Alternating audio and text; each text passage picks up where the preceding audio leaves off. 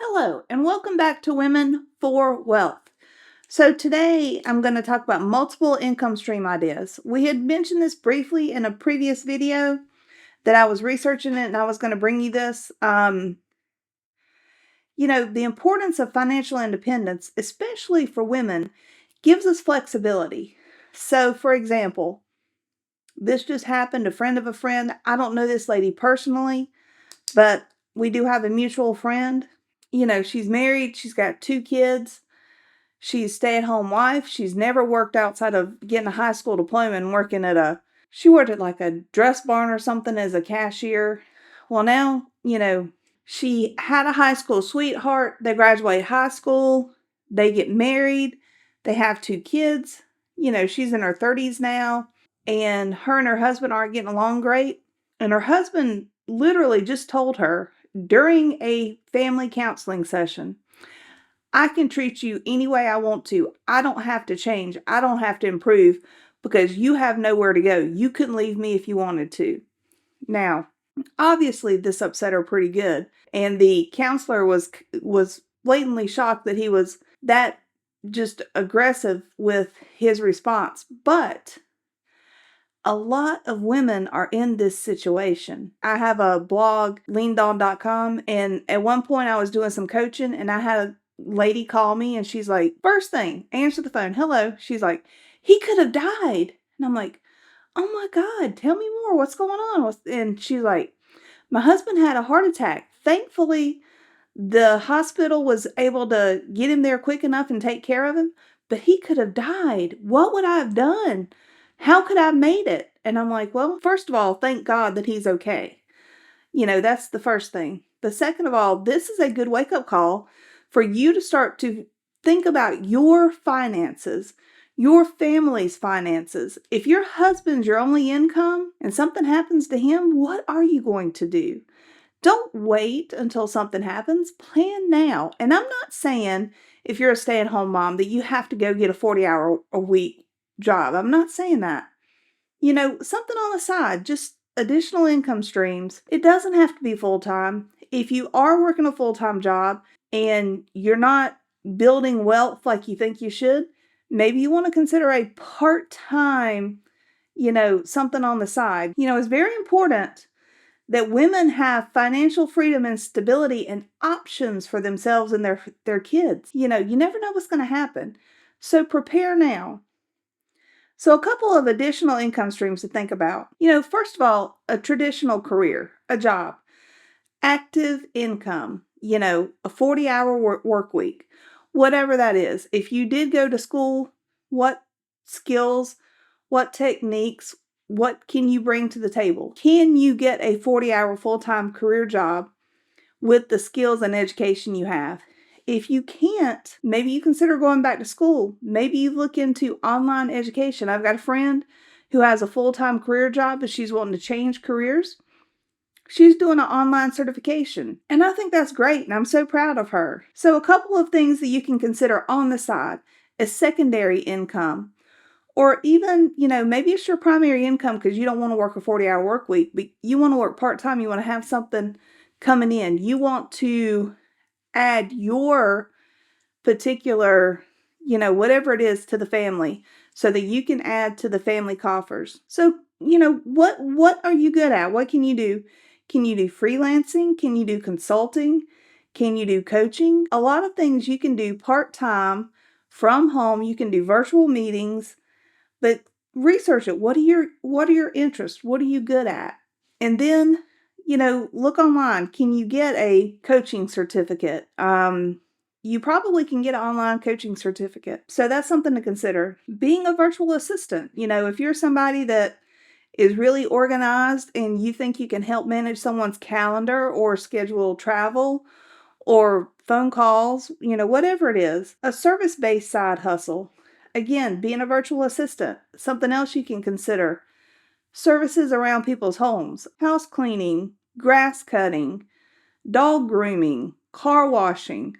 There's all kinds of services that you can do where you go to someone's home and you provide them a service and they pay for it. I have thankfully several of those that I utilize. I have a company that maintains the yard. I have a company that comes in and helps maintain the house. And I even have a lady that comes in and grooms the dogs. Now I sacrifice to be able to afford those things because those are worth it to me. I don't go on vacations. I've never been on a cruise. I've never flown out of the United States. Well, I did once for work. That doesn't really count. So think about if you want those services, maybe you can provide those services to somebody else, because there are definitely markets out there for people who they're busy. They don't have time, nor do they want to change their oil every 3 months. For example, we used to have a neighbor where we used to live. He would come every 3 months and he would change the oil, and he did it right there at the house, and automatic online payments and everything. And it was so convenient for us not to have to plan and take off work to be able to go get oil changed. So, think about that stuff. Get creative. Passive income, investing in stocks, EFT, dividend paying assets, REIT, I think is the acronym, which is a rental trust. There's a lot of things that are passive income that you can invest in to be able to get it. Dividend paying assets. Something that is really popular right now is renting out a property or a room. So short-term rentals on Airbnb, VBRO, there's tons of these sites now. And there's a company around here who all they do is they property manage for the homeowners.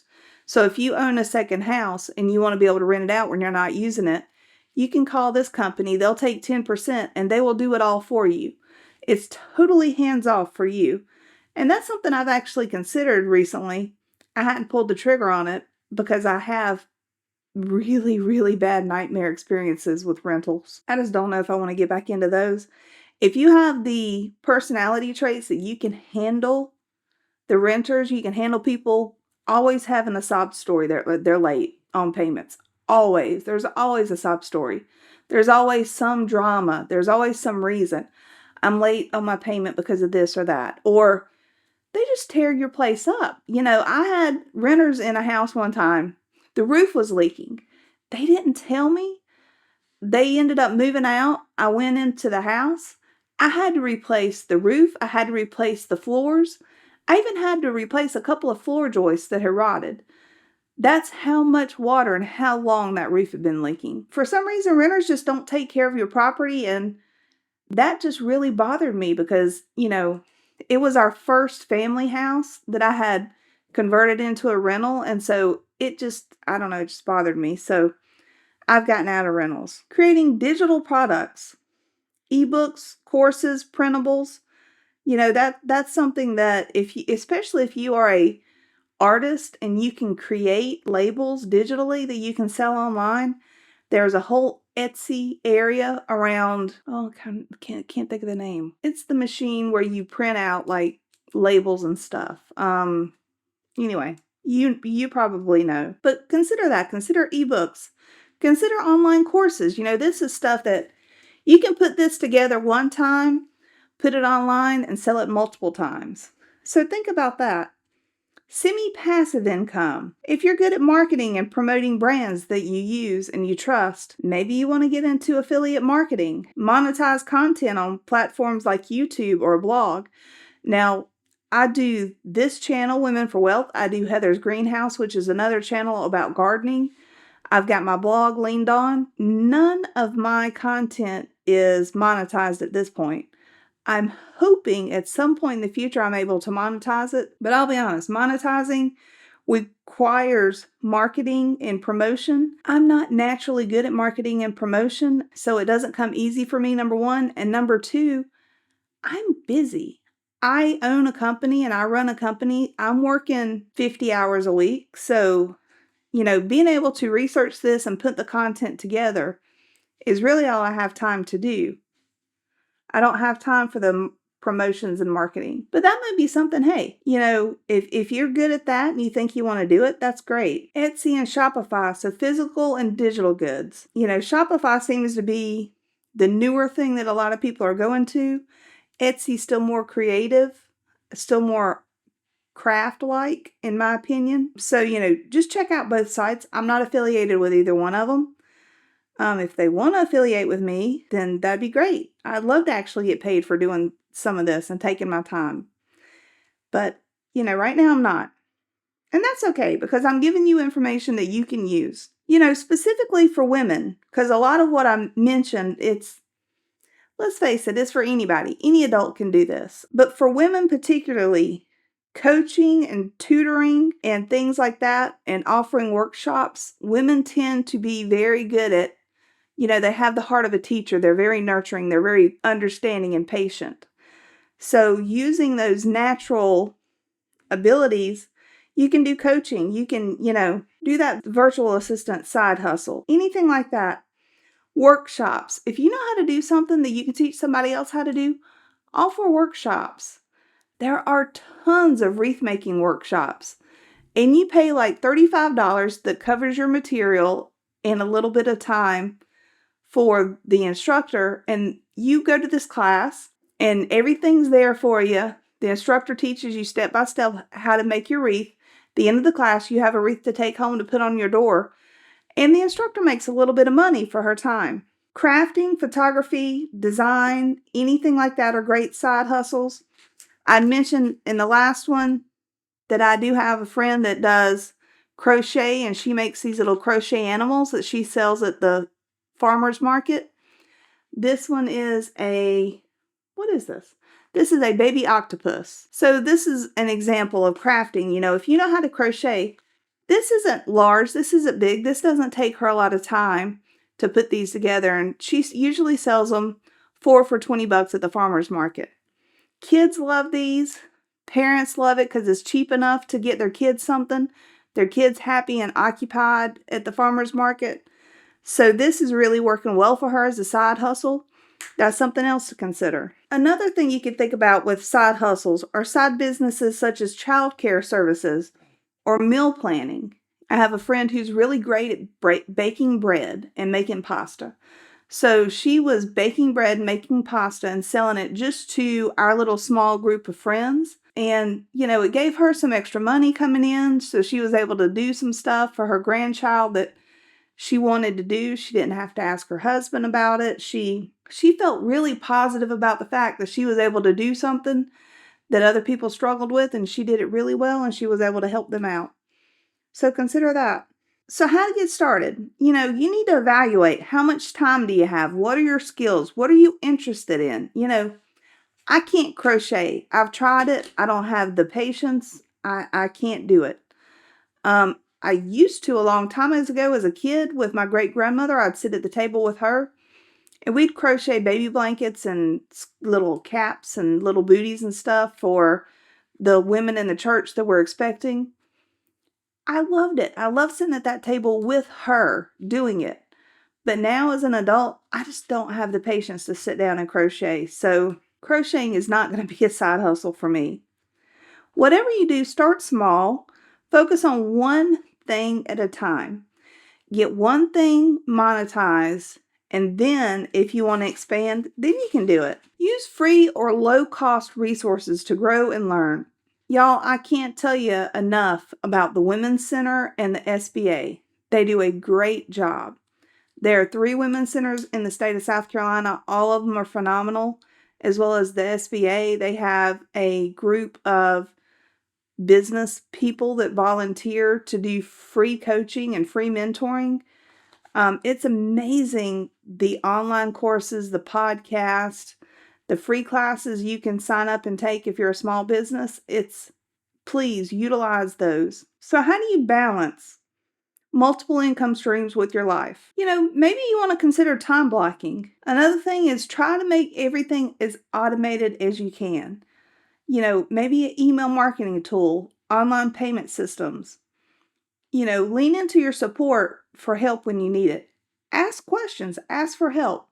If you have questions, please post them down below and I will definitely answer you.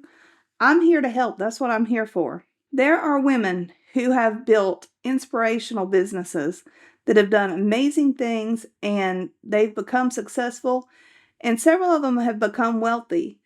And they just started by an income stream that they were interested in, had the skill set and the passion and the interest, and then they learned how to manage the finances. And, one of the great examples of this, the first African American millionaire, she sold hair care products. And she ended up becoming the first African American millionaire female. And that is phenomenal. So if you have a skill set and you have an interest, consider starting a business, consider starting a side hustle, and learn how to control those finances and learn about cash flow. You might be sitting on $1 million. Who knows? I want to encourage you to think about this. Think of what you can do, what you're interested in. What skills do you have? What ideas are you interested in? And then do some research. Make sure it's something that you're going to be interested enough in that you're going to want to take time to do. For example, I have to do research for these videos. So there's time and effort there. I have to take the time to film the content. My wonderful editor, he edits it all and uploads it. There's time and effort put into this to provide this service for you. I hope it's educational. I hope it's enlightening. I hope it's motivating. Please like, comment, subscribe. Let me know. Is there something I can do better to be more helpful? So what are you going to do for 2025? Are you going to start a new career? Are you going to start a side hustle? Are you going to get creative and use your skills and abilities in some way to bring in more money to help your family and help yourself become wealthy? One of the things right now that I'm looking into is notarizing. So it's $25 for me to pay a notary on notarize.com, which is now proof.com. I think they got bought. As a business owner, I notarize probably 12 to 15 items a year. It's amazing how many documents I have to get notarized as a business owner. That's $25 a pop. So that's something else you can look at. There's online classes you can take to become certified to become a notary. And then there's online companies that you can work for. You can set your available hours so you can do it after hours or weekends, while the kids are at school, whatever fits your schedule. And you can go in and you can block that time off and you say, okay, I'm available to notarize during these times. And like I said, it costs me $25 a pop. I do it a dozen times a year. There are tons of business owners out there. That could be something you want to consider that could be lucrative. So, there's lots of ways that people need help and are willing to pay for it. So just key into those things. What's your interest? What's your skill set? What can you do to help solve people's problems where they have not enough time to do everything? That the meal planning, that's something, if you've got a working mom and a working dad and you've got a couple kids at home, meal planning can take a lot of time. So maybe you want to offer, hey, I'll do the meal planning. I'll put it online. It'll be, all the ingredients you need to get at the grocery store for the week. It'll be all the recipes with detailed descriptions of how to make it. I'll put it online. You log in at your convenience and you pay me a subscription fee. I don't know, $20 a month. You're probably meal planning for your family already. So you could take that effort that you're already putting in, just put it online and sell it to other women who could really benefit from that. Again, if you have any questions, please put them below and I will definitely respond. Until the next video, I wish you health and wealth.